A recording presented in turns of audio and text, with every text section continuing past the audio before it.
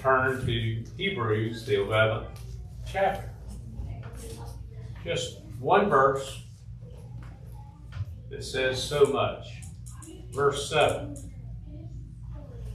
By faith Noah, being warned by God about things not yet seen, in reverence, prepared an ark for the salvation of his household, by which he condemned the world and became an heir of the righteousness which is according to faith.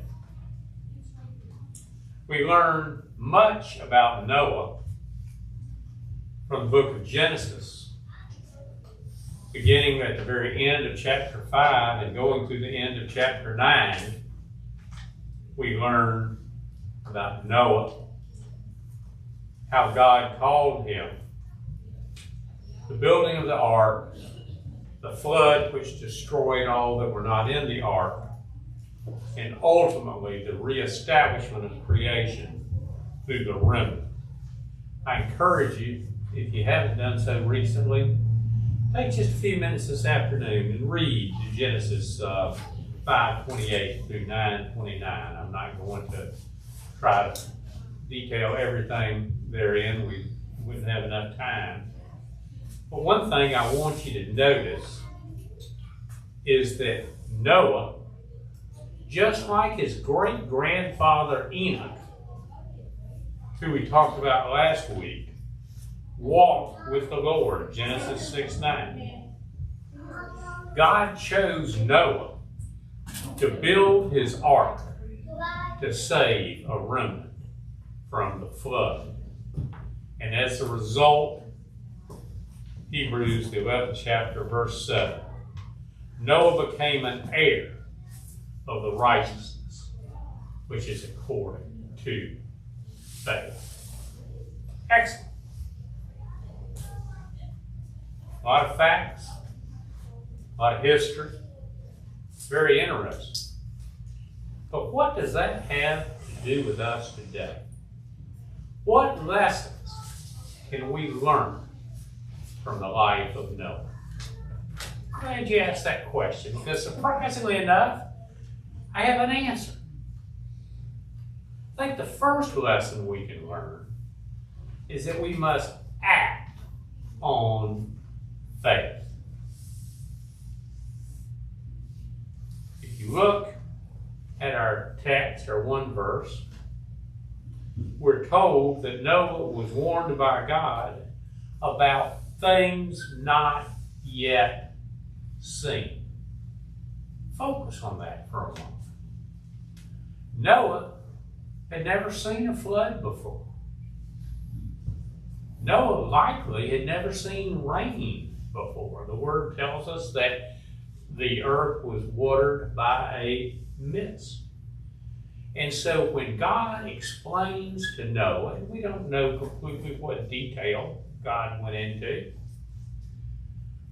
but God was warning Noah that something was going to happen that had never happened before. How do you know to be afraid of something you don't understand? How do you know that there's trouble coming when you've never seen that trouble before? God warned Noah about things coming that Noah really could not conceive. And yet, Noah, through faith, obeyed God's word. God told Noah to build an ark. Noah would have never seen an ark before. Certainly nothing like the scale God commanded, assuming a cubit is roughly 18 inches. This ark was the mother of all boxes. It was like the biggest shoebox you would ever conceive. Some people think about it like a boat. It wasn't really a boat. It didn't have sails. It didn't have a rudder. Didn't have a way to steer. Didn't need any of that. It was a capsule, if you will, for a single voyage, a single purpose that would be controlled by God. Assuming the cubit is about 18 inches, this ark would have been 450 feet long, 75 feet wide, and 45 feet tall, with 3 decks inside. This was huge. Never seen anything like this before. And yet God told Noah to build it, and build it, Noah did. We don't know exactly how long it took to build the ark. Genesis tells us that God declared the time of man would be 120 days, 120 years, from the time that he had determined to destroy creation. But we don't know that he told Noah right then and there to start building an ark. The first time we see Noah, Noah's 500 years old. And at the time of the flood, Noah was 600 years old. So probably took somewhere between 100 and 120 years to build the ark. Now that's a construction project. Stephanie and I have a bathroom remodel coming up starting a week from tomorrow, and we're kind of anticipating it'll take a little longer. They tell us it's going to. But it's not going to take 100 years. If it does, we're not going to know about it. 100 years is a long time for a construction project. And yet Noah faithfully, board by board, fitting by fitting, pitch by pitch, constructed the ark just the way that God told him. Noah had faith, but he acted on that faith. Think about it.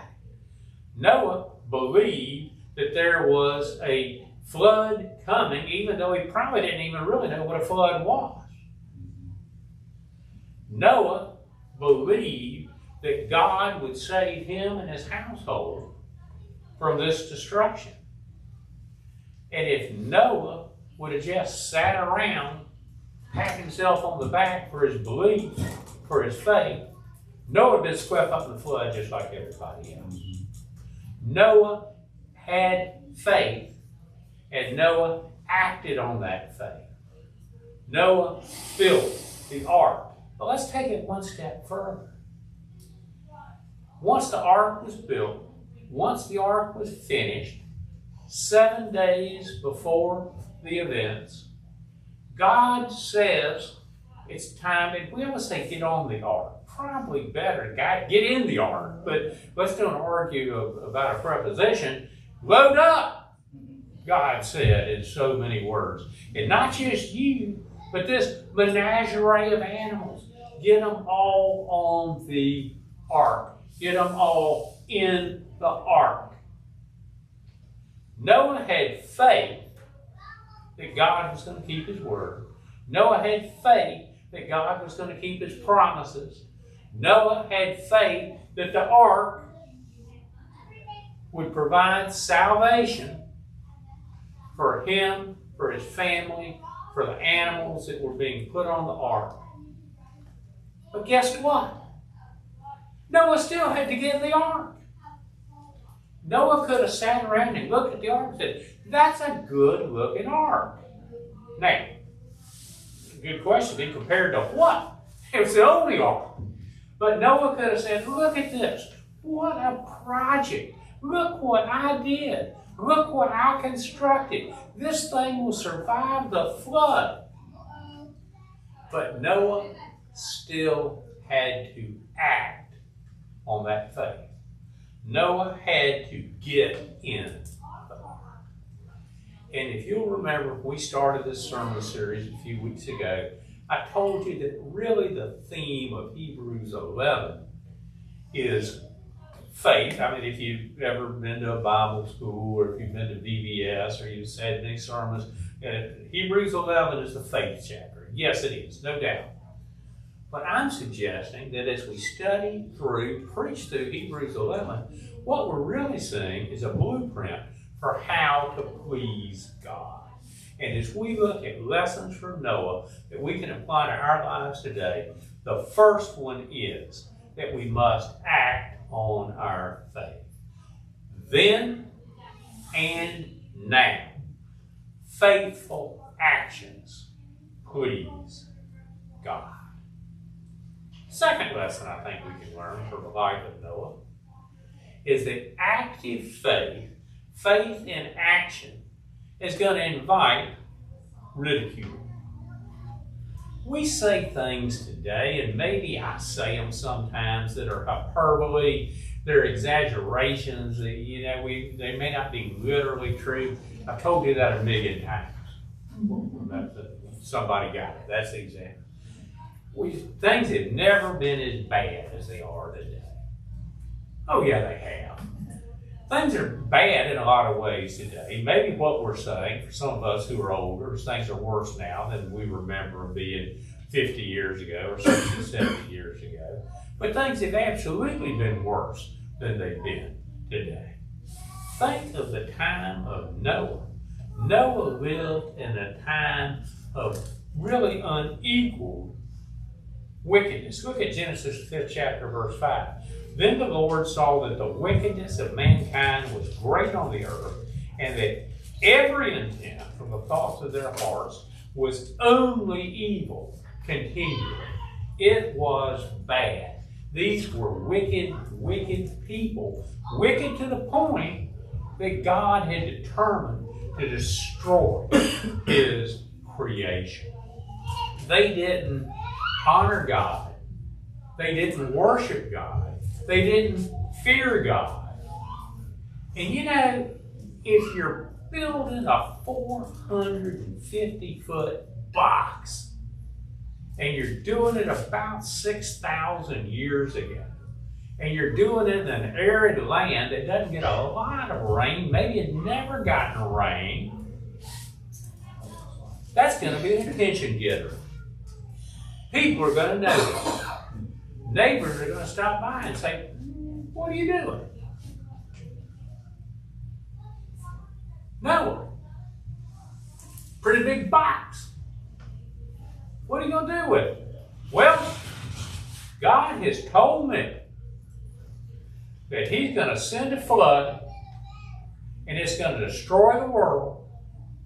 But in this box, in this ark, my family and I, together with thousands of animals, are going to get in, and when the floods come, the box is going to float, and we're going to be saved, and you're going to drown, and you're going to die. What do you think the response would have been? You got to be kidding me. What are you talking about? What God? What flood? And Noah, you've been telling us this for 100 years. The Bible does not say that these wicked people mocked Noah. I think it's a reasonable inference. If you look at 2 Peter, the 3rd chapter, verse 3, it tells us that people are going to mock us today, and it's in the context talking about Noah. I don't think there's any doubt how foolish this action by Noah must have seemed to the wicked people. They're talking behind his back. Or maybe they're talking in his face. This guy's got a screw loose. This guy's nuts. This guy's got an imaginary friend he calls God. This guy thinks that there's going to be a flood. We don't even know what a flood is. Where's flood going to come from? We don't even know what rain is. They thought Noah had lost his mind. And guess what? People today think the same things about us. If you look at 1 Corinthians, the 1st chapter, verses 18 through 29, Paul explains to the Corinthian church and explains to us that people outside, non-believers, view the cross as foolishness. But to those who believe, it is the power of salvation. The ark seemed like foolishness to the wicked of the world. But because of Noah's faith, he saw the ark as salvation because he believed. Now, for 100-odd years, Noah's building this ark. Maybe he had some help from his sons, but four's a pretty small work crew to be building this kind of a project. Probably why it took that long. And Noah is having to endure the scoffing, I love using that word, the scoffing of those around him. And it'd have been easy for him to say, you'll get yours, yep, you're going to find out, I can't wait, there's one window of this ark, I'm going to look out, I'm going to watch. Noah could have been thinking all those things. But we learn not from Hebrews, not from Genesis, but back to the epistles of Peter, 2 Peter, the 3rd chapter, 2 Peter, the 2nd chapter, verse 5, we learn that Noah was a preacher of righteousness. Noah didn't just work on the ark. While he was working on the ark, when he was taking a break, whenever it may have been, Noah was preaching to those wicked people around him. Noah doesn't tell us exactly what he was preaching, but if he was a preacher of righteousness, he was preaching the truth of God. He was saying, people, you better listen to me. A flood's coming. God is going to destroy the earth, and you need to get right with God. And in roughly 100 years, you know how many converts Noah had? 0. And some sons, perhaps, we don't know that, but other than his family, none. I will tell you, as a preacher, you get a little discouraged sometimes. I'll just be honest with you. Not today, but there's times when I wonder, well, what am I doing? Am I accomplishing anything? Am I just beating my head on the wall? What am I doing? Well, I hadn't been preaching 100 years.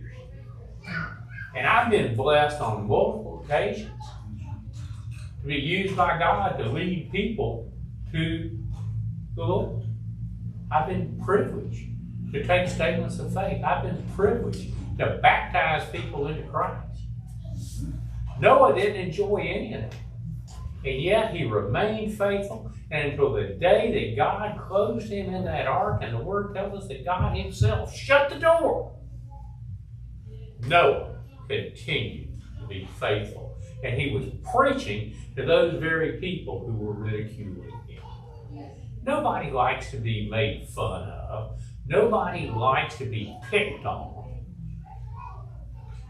And when people pick on us for any reason, there's a natural tendency to want to withdraw, to maybe become angry, to kind of wish something bad would happen to them. But that's not how we act as Christians. If people are making fun of us because of our faith, we pray for those people. We share the gospel with those people. We cry tears for those people. We don't take any pleasure in the knowledge that if they don't make a change, their end is certain.